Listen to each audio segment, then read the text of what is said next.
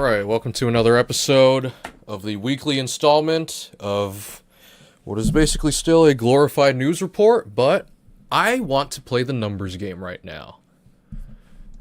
Let's go! And we're live! Alright, how do I start this? With my digital itinerary on my phone here.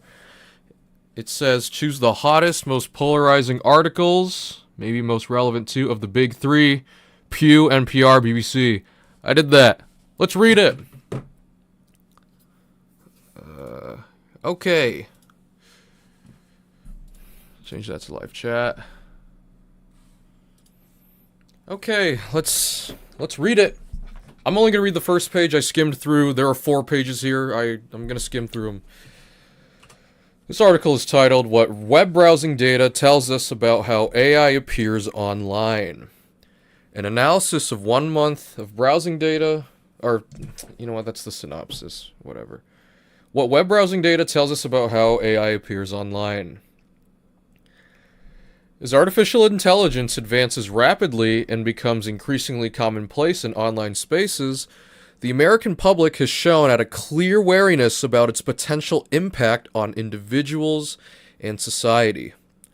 Public opinion polling can help us understand Americans' broad usage patterns and attitudes about AI, but we have less insight into what they see and read about this technology as they go about their daily online lives.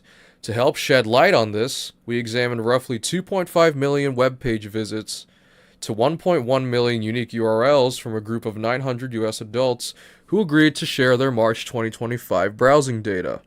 Here are our main findings about how ordinary internet users are crossing paths with AI-related tools and content in their online browsing habits. Jeff, welcome to the stream. This is a podcast. It's a glorified news report. This is a different pace to my gaming-oriented stuff. I'm just playing the numbers game right now, trying to get some stuff out here. Let's continue.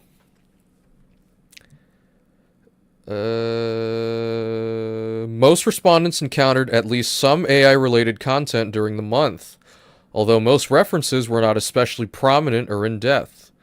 The vast majority visited at least one page that mentioned AI, even if that mention was brief or unrelated to the main focus of the page. The share dropped substantially for the subset of pages that primarily focus on AI, like the website of an AI chatbot or a news article that extensively discusses AI-related issues. Around half of all respondents visited one such page during the month, though the typical person who looked at this type of content did so only a handful of times. This pattern is found across several different types of web browsing activity, including querying search engines, reading the news, and shopping online. A small share of respondents use search engines to get information about AI. 1 in 10 conducted an AI-related query on a search engine during the month. But more often, search engines were a source for material generated by AI. The vast majority of respondents conducted a search using a search engine like Google. And for 58% of respondents, at least one of these searches produced an AI-generated summary along with the traditional search results. I can attest to this.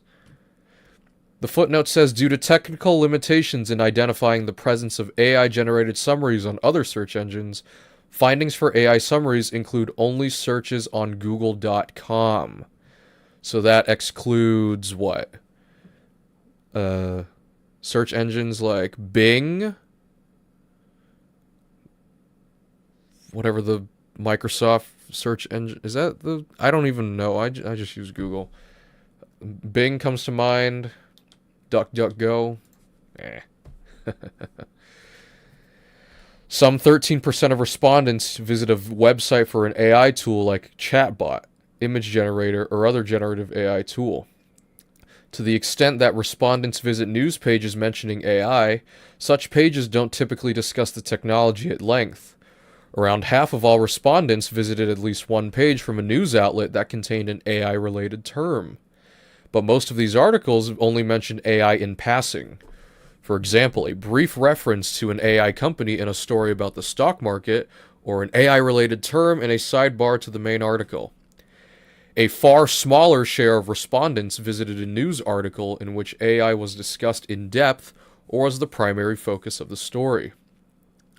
Respondents tended to visit pages that describe AI using generic terms, brand names, marketing language, and product descriptions. The most common AI-related terms were broad references like AI or artificial intelligence. Other relatively common terms included ChatGPT and OpenAI, references to products powered, assisted, or enhanced by AI, and AI images or AI image generator. To be sure, these findings paint only a partial picture of all the ways Americans might encounter references to AI in their daily lives. Notably, their analysis does not capture things like content in mobile apps or web browsing on untracked device. I'm going to stop the possessives. I'm just going to stick to the possessives in there. On-track devices, to say nothing of the AI references people might come across on TV or in their day-to-day interactions with others. But these findings help add context to how the public is learning about this complex and rapidly changing topic. The 900 respondents in this study visited a very large number of web pages during the month of March, 2,457,176 in total. Of these roughly 2.5 million page visits, 7% were to a page that contained at least one AI-related term. Nearly every member of the study visited at least one page that mentioned an AI-related term. Among this group, the typical median respondent visited this type of page 60 times during the month. Footnote says, page visits include instances where respondents visited the same URL, more than once. And as is true of many online behaviors, some respondents visited these pages far more than others. The top 20% of respondents by browsing activity visited pages that mention AI about 300 times on average. Footnote says, overall browsing activity is measured by the total number of page visits. Respondents across a range of demographic groups are equally likely to see this sort of content, with no major differences by age, educational attainment, or gender. Some pages that mention AI may further highlight AI as a central focus of the page, or highlight AI as a central focus of the page. Examples include an article that discusses new developments in AI technology and their implications for the global economy, or a story that talks extensively about a controversial AI-generated viral video. 2. Indicate an active interest in AI on the part of the person visiting the page. This could include things like a search query for an AI-related topic, or a visit to an AI tool like ChatGPT.com. Visits to these kinds of pages accounted for fewer than 0.05% of all page visits in this analysis. Although these visits are a tiny share of respondents' web browsing overall, around half of respondents visited at least one such page over the course of the month. However, this was not a central part of most respondents' web browsing activity. The typical respondent who visited at least one of these pages went to just 3 in total. The typical respondent who visited at least one of these pages went to just 3 in total during the study period. The roughly 2.5 million page visits in the study encompass a wide range of web browsing habits. Here are some of the ways that AI appears in specific corners of the web based on the browsing data in this analysis. Methodology, that's separate. I probably won't get into that for the sake of brevity. Around half of the respondents in this study visited a news web page that mentioned AI. By and large, these pages tend to mention AI only in ways that are incidental to the main story or article. Now I just realize me doing this podcast is great material, reference, what have you, to create an AI-generated voice of me. There's one person I know who would take advantage of that. They know who they are. We'll see what happens. This might include a single mention of AI in an otherwise unrelated story, or an AI-related term in a recommended headline on the page's sidebar. Just 8% of respondents visited a news web page that discussed AI in a meaningful context.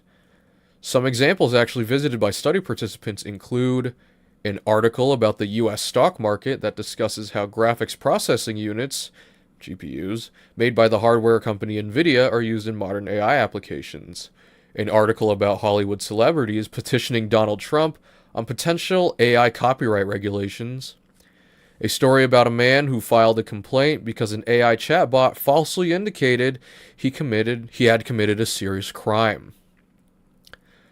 Around half of respondents went to a page on one of 18 major shopping websites that contained a reference to AI.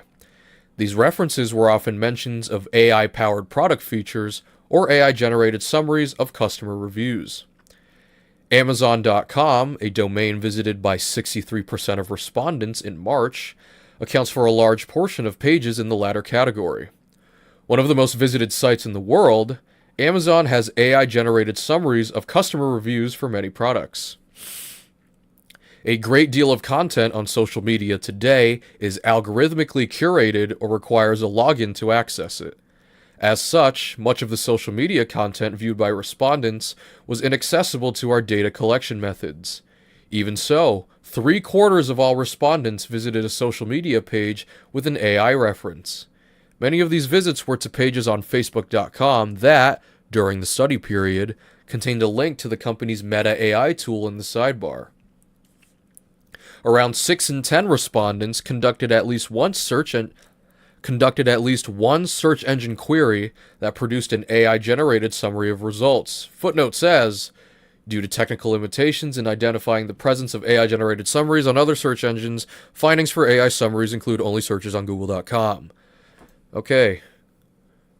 Around 2/3 conducted a search that produced an AI reference anywhere on the results page, regardless of whether the search itself pertained to AI or not. 1 in 10 respondents made a search that directly related to AI. The most common queries involved various combinations of the word AI and ChatGPT.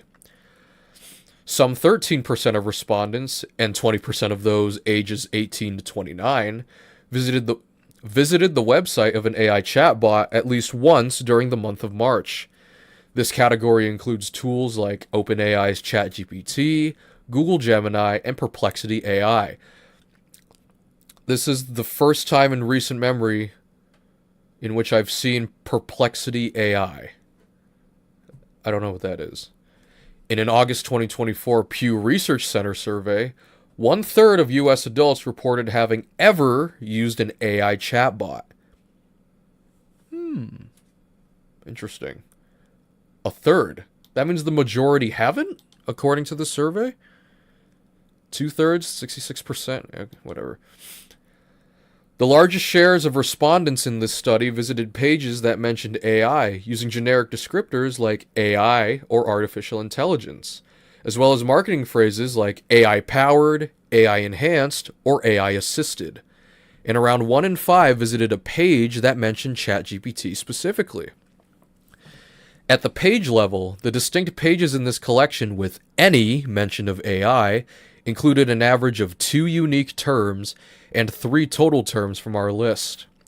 But around 1 in 5 of these pages only match for the single term AI. Okay, that is that's the bulk of this report. Acknowledgements are acknowledgements. I acknowledge you. Methodology is highly technical. I'm not sure I would understand nor want to get into this right now.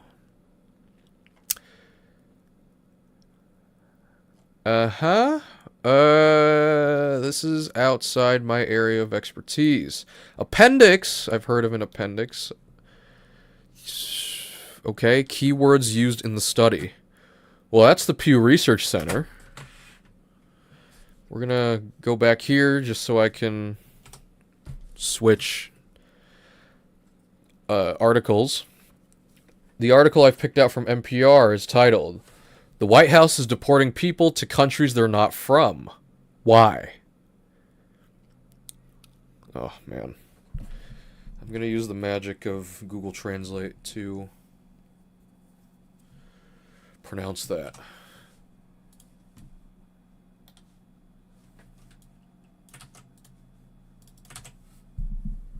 Ngọc Phan. Ngọc Phan. Ngọc Phan. Ngọc Phan. Okay. Ooh, that's the BBC article. We're not ready for that yet. Ngọc Phan was preparing for her husband to be deported to Vietnam. Phan, 40, this spring had gathered luggage with clothes and a cell phone at her home just outside of at her home just south of Seattle. Her husband was filling out paperwork and travel documents, she said. Family abroad was preparing to greet him at the airport, and in a few years, she would join him to start a brand new life together. Everything that was done up to this point, my communication with his Immigration and Customs Enforcement, ICE, officer, him filling this declaration form, providing names of people to pick him up at the airport. There was no indication that he was going to be sent anywhere else except Vietnam, Phan told NPR. The deportation itself did not come as a surprise.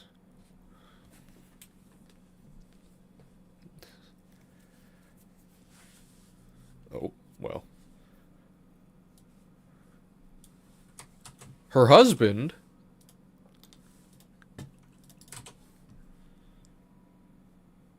Tuấn Thành Phan.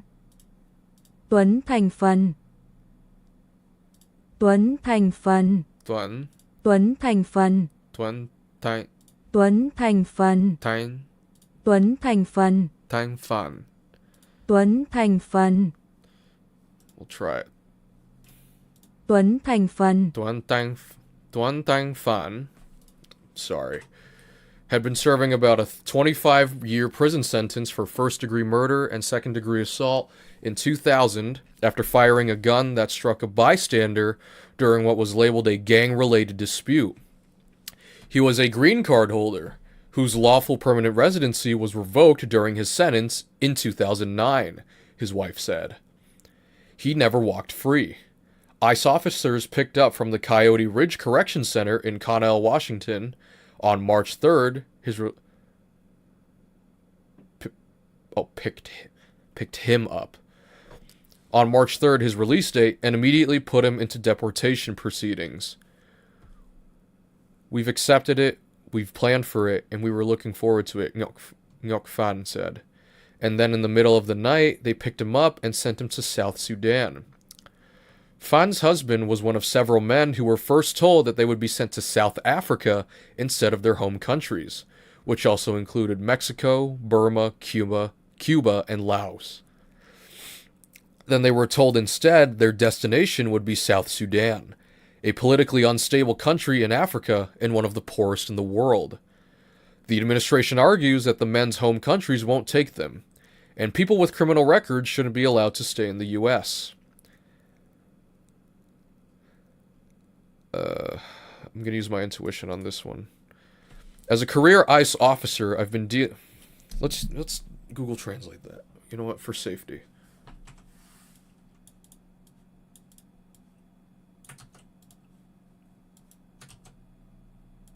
Todd Lyons. Sure. As a career ICE officer, I've been dealing with these recalcitrant countries for years. I'm going to omit a few words because YouTube doesn't like some of them. I've been dealing with these recalcitrant countries for years, having to see repeated murderers, offenders, violent criminals re-released back into the United States because their home countries would not take them back, ICE Acting Director Todd Lyons said during a press conference. We are now able to remove these public safety threats so they won't prey on the community anymore, and they won't have any more victims in the United States. But immigration lawyers sued over the flight to South Sudan, arguing their clients weren't given enough time to contest their deportations there. The same lawyers had sued earlier this month to stop a deportation flight headed to Libya, another unstable country with a notorious history of poor treatment towards migrants. Brian Murphy, a federal judge in Massachusetts appointed to the bench by President Joe Biden, ruled in their favor, arguing migrants set to deported to anywhere that's not their country of origin need more time to contest their removal there. Specifically, migrants should get an interview, known as a credible fear interview, where they have a chance to say they may face violence or persecution if sent to a specific country. Is it okay for the government then to turn around and destroy their lives and the lives of their families, just because those individuals at one time committed a crime for which they've already been convicted? They've already served their sentence, said Matt Adams, the legal director at the Northwest Immigrants' Rights Project, one of the groups suing the administration over the flight to South Sudan and deportations to other so-called third countries. It's just a complete renunciation of our justice system, he said. The strategy to rely on other countries to take in U.S. deportees is not new. Mexico, for example, has been a past destination to remove those who cannot be returned back to their home countries. That's because countries like Cuba and Venezuela, for example, for many years didn't accept deportees from the U.S. Other countries placed limits on the frequency of flights. Vietnam, Tuan Tan Phan's home, has also been on the list of countries with limits on accepting deportees. The country did sign an agreement with the U.S. in 2020 that made it easier to accept those who arrived in the U.S. before 1995. Phan arrived in 1991, said his lawyer Adams from the Northwest Immigrant Rights Project. The Trump administration has prioritized getting more countries to repatriate their citizens, including from China, Venezuela, and Cuba. Still, there can be barriers to send people to their countries of origin. Homeland Security Department officials justified the flight to South Sudan by arguing the home countries of the men would not accept them because of the crimes they had committed in the U.S., which included murder and assault. These are the ones you don't want in your community. These are the ones that we prioritize every day, Lyons from ICE said. He noted the State Department has been key to brokering international deals with countries to play this role. And the further away, the better, so they can't come back across the border, Secretary of State Marco Rubio said during an April cabinet meeting. It's unclear whether the administration first tried to deport some of the men now in Djibouti to their home countries. ICE did not respond to questions about whether Mexico and Vietnam, the home countries of two of the men, were placing limits on deportations, whether the specific flight only included people who had entered without legal status, or how many individuals have been sent by DHS to third countries since the start of the administration. We do not comment on private diplomatic discussions surrounding the removal of any specific individual or final destination, a State Department spokesperson said. The Vietnamese embassy did not respond to a request for comment. Greg Chen, Senior Director of Government Relations for the American Immigration Lawyers Association, said the difference from prior administrations includes the kinds of countries this White House is negotiating with. The principle in law is that it needs to be a safe country for that person to be removed there,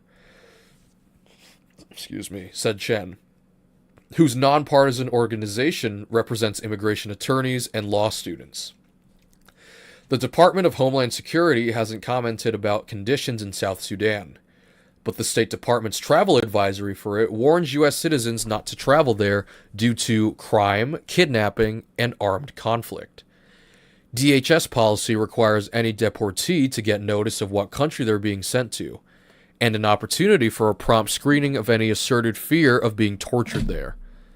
The arguments in court have centered on how long migrants should have to contest their removal to a country. DHS says this process takes minutes, not weeks. In the case of the flight to South Sudan, the men got less than 24 hours' notice. Immigration lawyers say such little time means deportees have little hope of arguing against a removal, especially if they don't speak English. And ultimately, immigration attorneys say, the government makes mistakes. That these deportations are happening in a rushed fashion, it means that the administration is dangerously close to violating due process in these cases, Chen said. Judge Murphy of Massachusetts did not prohibit the use of third country removals, but he said the government needs to provide notice in the deportee's language and 15 days to contest their removal to a particular country, something that didn't happen in the case of the flight to South Sudan, Murphy said. After the flight left, Murphy ordered the men stay in DHS custody while the department conducts a credible fear assessment. The flight ended up landing at a military base in Djibouti, where, since around May 22nd, the men and federal agents remain while the administration fights the orders in court.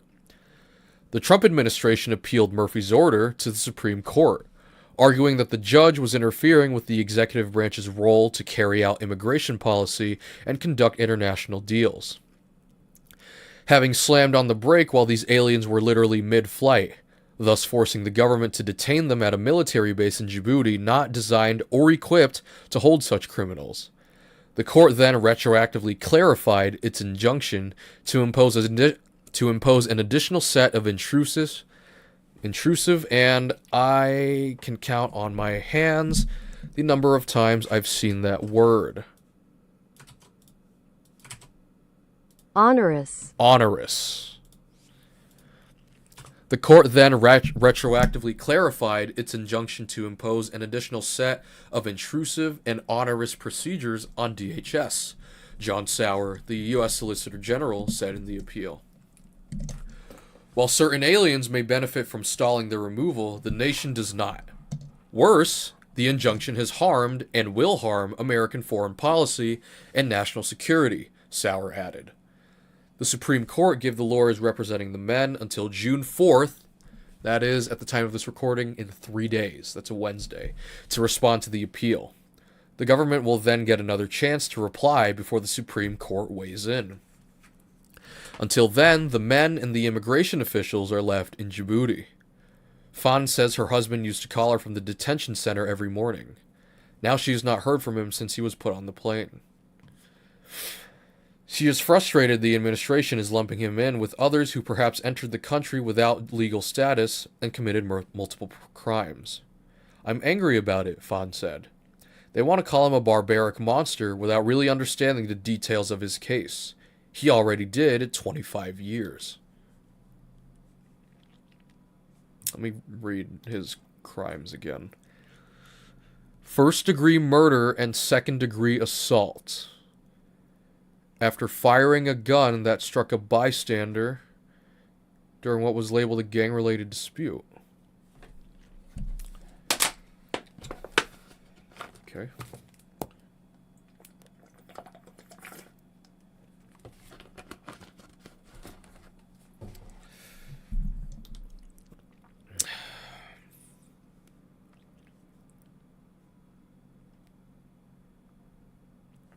I mean, that's that. That's that. Next, I've chosen disposable vape ban begins, but will it have an impact? From BBC. Oh, is that Will Ospreay? No, that's Orange Cassidy. That's Orange Cassidy meets Will Ospreay. The ban on the sale of single-use disposable vapes will come into force on Sunday across the UK, aimed at protecting children's health and the environment. It means shops and supermarkets will no longer be able to stock them, but they can still sell rechargeable or refillable devices. The Wolfenstein Goat. Yay. What's good? This is a glorified news report. If you're not interested in the news, this will be a very unstimulating stream for you. I'm just trying to put numbers on the channel and see where, this will take me until I fill out the niche here. But feel free to ask questions mid news report, because this is a safety net. This is what I do when I really don't have anything in mind to talk about every week. This is going to be a weekly thing. I've deemed. This is the third of the weekly installments I've deemed since I've graduated.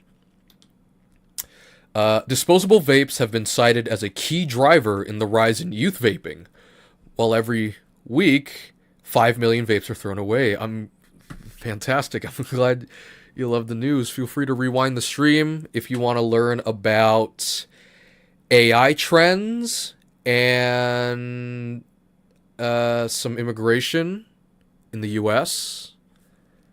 They're on Pew Research Center and NPR. If you want to rewind, check those out even as you listen to this. But yeah. Ministers predict it will have a significant impact, but health experts say further regulation is needed to tackle youth vaping. Also, while I read this, you can ask any question about trophy hunting, because that's what I am first before a news reporter. More we're cross-linking articles? Oh, interesting. Retailers in England and Wales breaching the ban face a £200 fine for the first offense, with potentially unlimited fines or jail for those who repeatedly re-offend. The ban was first announced for England and Wales by the previous Conservative government, but the law was not enacted before last summer's general election. Labour then pushed ahead with it. I think that refers to the Labour Party, if I'm not mistaken, but I'm not English. Scotland and Northern Ireland have introduced their own bans, timed to coincide with the one in England and Wales.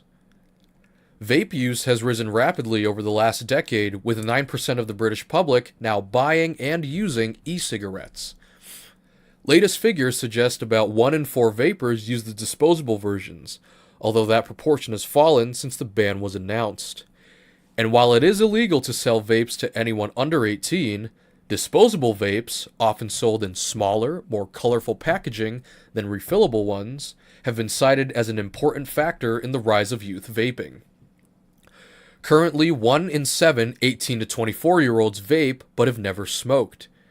Vaping is substantially less harmful than smoking, but it has not been around for long enough for its long-term risks to be known, according to the NHS.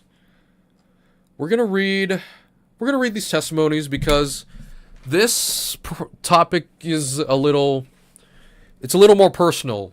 It's a little more applicable, personal to me.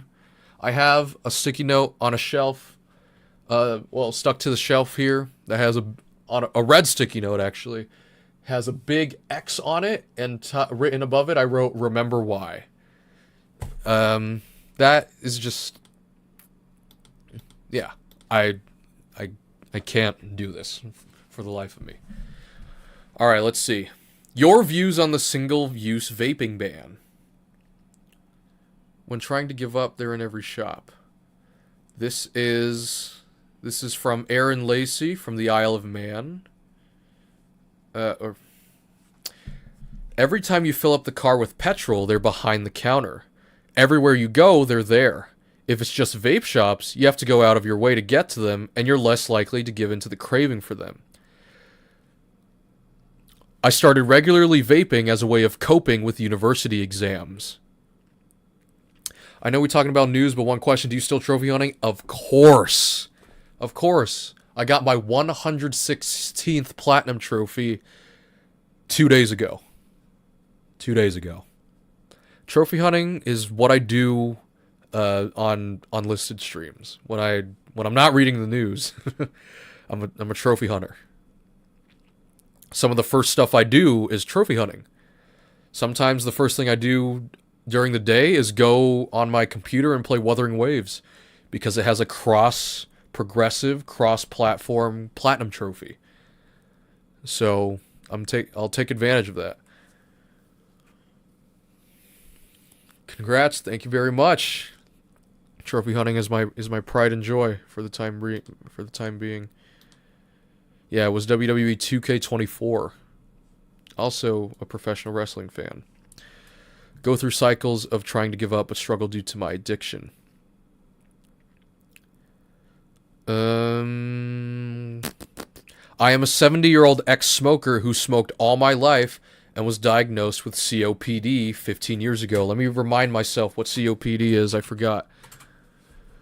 Chronic obstructive pulmonary disease caused by damage to the airways or other parts of the lung. Okay.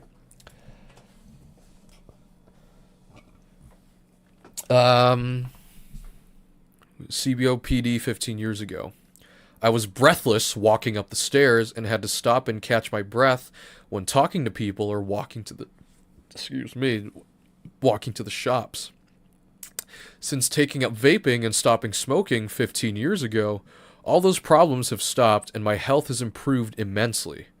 Nobody ever mentions the massive benefits of vaping, and all the coverage seems to be negative. Okay. It has harmed my... Oh, okay. It has harmed my son's... Oh, where's the image? Anonymous? Okay.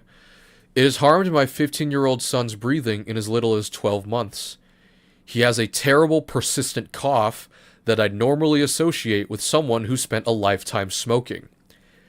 He was peer pressured into vaping by his friends. It's ridiculously easy for them to get them.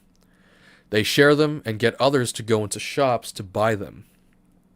I've smoked from the age 16 to 50.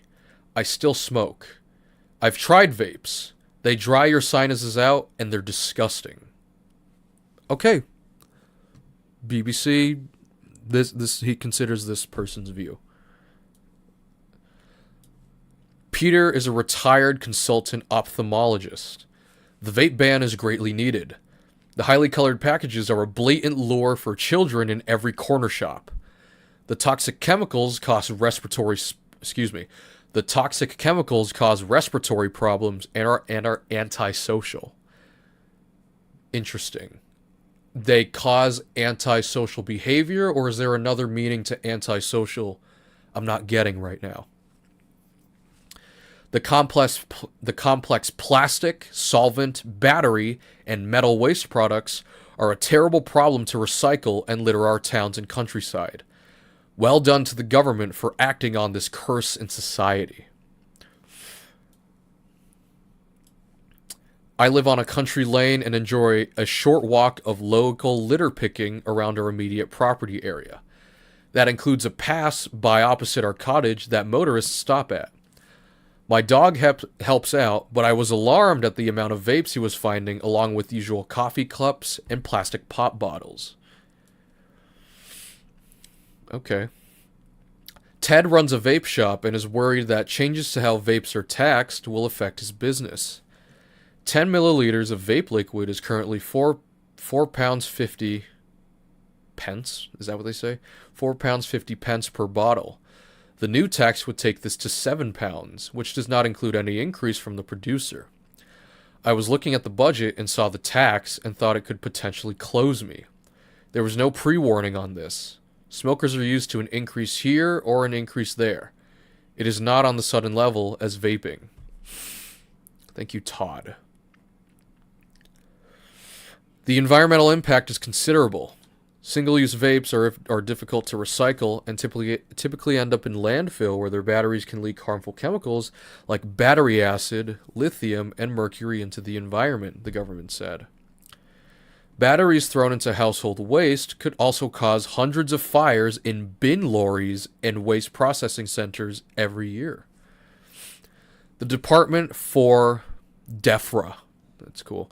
The Department for Environment, Food, and Rural Affairs estimates almost 5 million single-use vapes were either littered or thrown into general waste each week last year.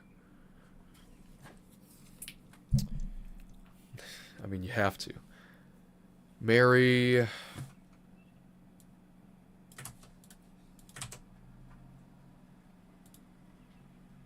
No? Mary Krieg. Manx? Mary Krieg. Environment Minister Mary Krieg said, "For too long, single-use vapes have blighted our streets as litter and hooked our children on nicotine. That ends today. The government calls time on these nasty devices." But Action on Smoking and Health Chief Executive Hazel Cheeseman questioned what impact the ban would have, pointing out new refillable vape kits were coming onto the market that look and cost similar to the single-use ones. She said that it would not be until the Tobacco and Vapes bill, which includes powers to regulate marketing, branding, and advertising, came into power that the issue of youth vaping could be truly tackled. Their appeal is driven by bright colors, wide availability, and cheap prices, she said. The new regulations will hopefully help to address the environmental impact, but government will need further regulations to address the appeal of products to teenagers. She said this was very much a balancing act, as vapes were an important tool to help people quit.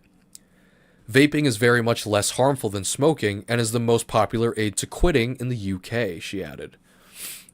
John Dunn of the UK Vaping Industry Association, UK Vaping Industry Association, said bans were not the answer.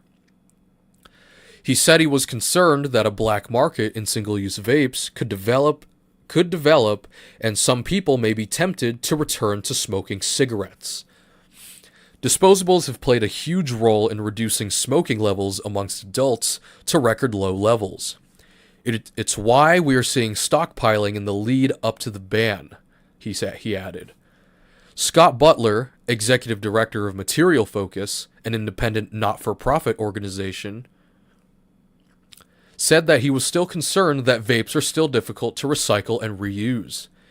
He said customers and businesses should demand sustainable options. Given the rampant binning and littering that we already see, will we see any behavior change? Only if producers, importers, and retailers step up and meet their long existing legal obligations to provide and pay for take-back and recycling, he said. Help young vapors and don't judge, consultant says. I'm drawn to this website. Let's see. Offer support. Guide.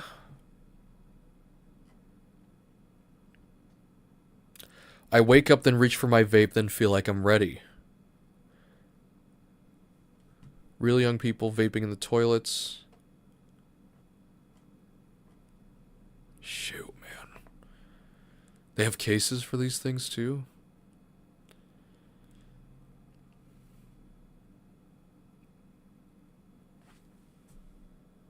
Yeah.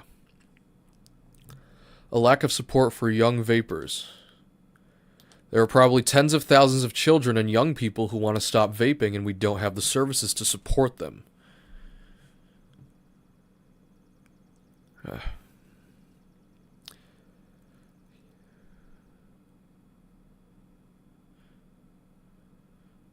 Guiding them to a decision or a choice. Not risk-free. Ex-smoker. They cause fires. Disposable vapes cause fires. Yeah,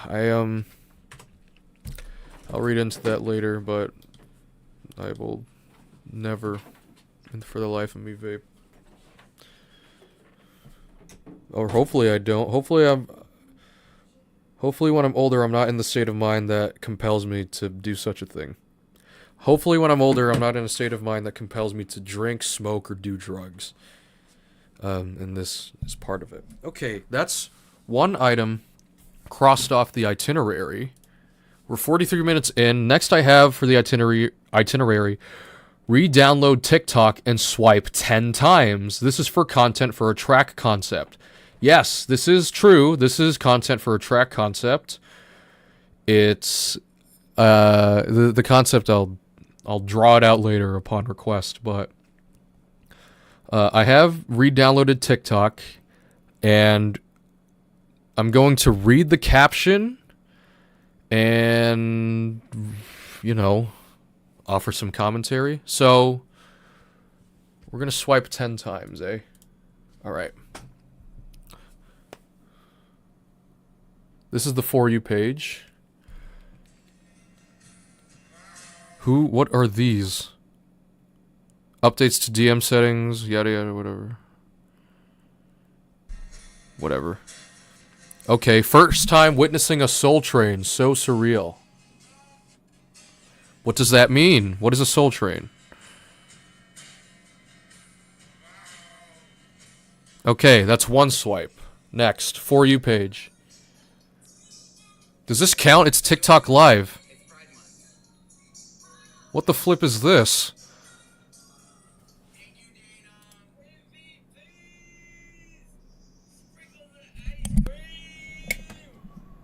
Oh, shoot. Why am I... Okay, we're good. That's 2. Okay, because this is part of the content, that's 2. That's 2. 3.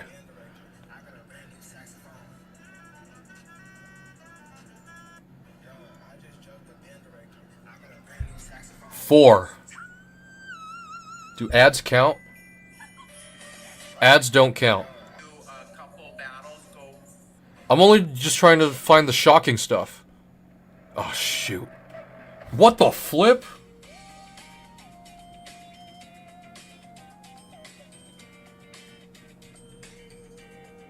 What did I just see? Alright, there's some March. Okay, that's really bad. That's unintentional. I didn't mean to.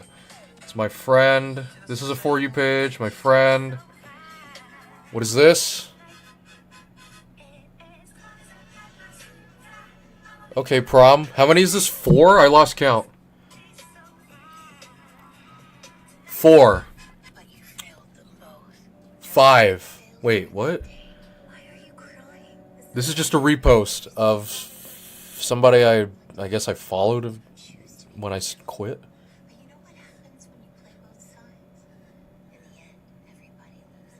This is an edit. 5. 6. I know this person. I don't think I want to show that. Alright, here we go. Shoot.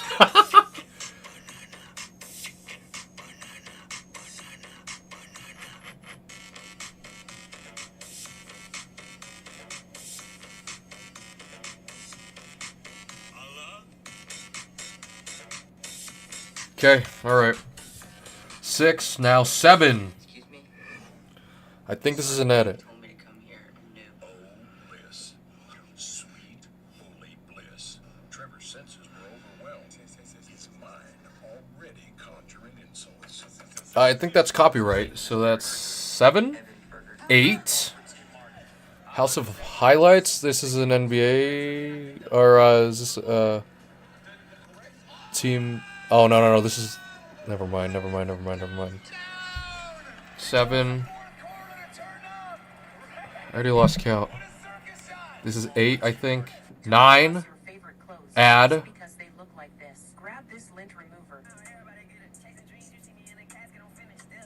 It's my friend. I'm not gonna show that. 9.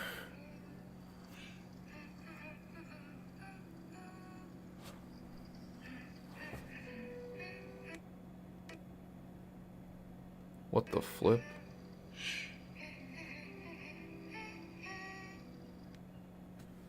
Hey, chat. No, I didn't mean to do that. What? 9 and 10.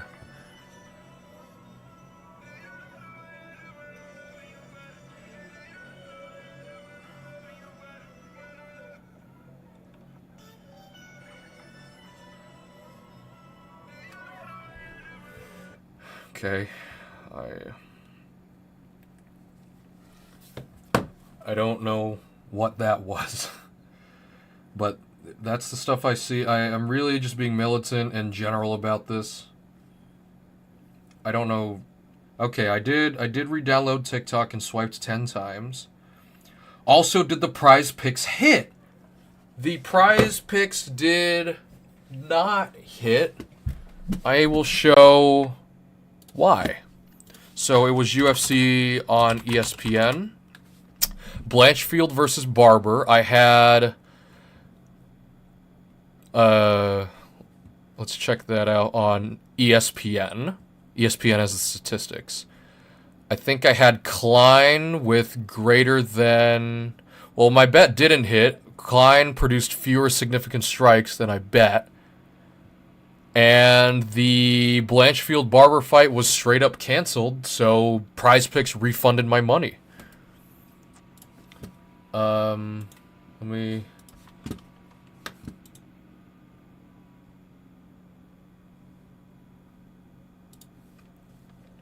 Shoot, how do you... Right here. That's that was my 2-pick power play. Yep. There we go. So that part is over. Did the prize pick hit? Do a brief freestyle at the end in Notepad. I thought I would fill out the hour, but I mean, maybe I could go back and a freestyle, a valid freestyle to me is 4 lines. So freestyle. Let's write about disposable vapes.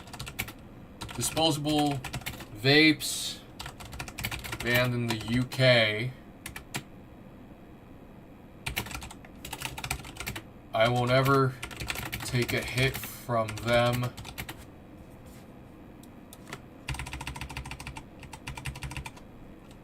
No matter what you say.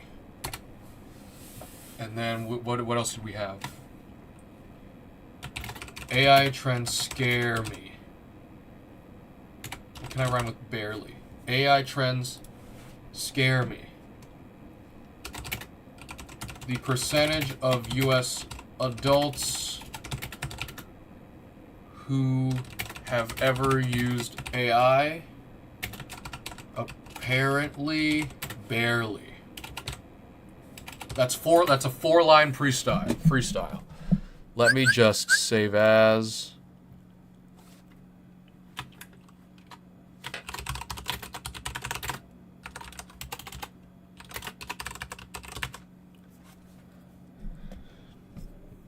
Sure. Yeah. That is a complete itinerary. That is a complete itinerary, and we will do the same thing next week. The calendar week for me starts on Sunday, according to this calendar that I bought from Walmart. Calendar week starts on Sunday. The earliest I can do it next week is next Sunday. Latest I can do it next week is next Saturday. So it could be a 13-day difference between these podcasts. But it could also subsequently be a 1-day difference. But whatever. I'm having a little bit of fun. I'm not going to worry about it going for an hour or whatever. The hour obsession, I got to chill out with that a little bit. But that's number 51. Thanks for watching. See you next time. Goodbye.